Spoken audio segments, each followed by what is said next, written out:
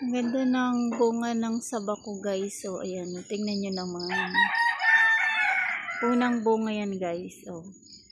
Ang haba ng kanyang buwig. Tapos yung mga piling niya ay malalaki. Sana tumaba siya ng matabang-mataba para mabenta natin siya sa magandang presyo. Yan nga talaga. Pag mayroon tinanim, may aanihin. Napakalaki naman talaga kasi ng puno din. Ayan o.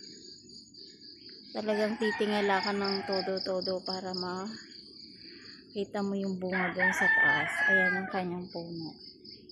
Hindi ko pa napuputol. Ay, hindi pala. Hindi ko natatanggal pa yung ibang mga patay na sanga kasi yung aking pangtanggal ng sanga ng dahon ay hindi ko pa na ilalagay sa bago niyang tangkay o hawakan na mahaba. Dahil naputol yung dating pinagkakabitan ng aking karet. Ayan guys, update ko kayo kapag ha-harvestin na natin yan. Medyo matagal-tagal pa. Thank you for watching.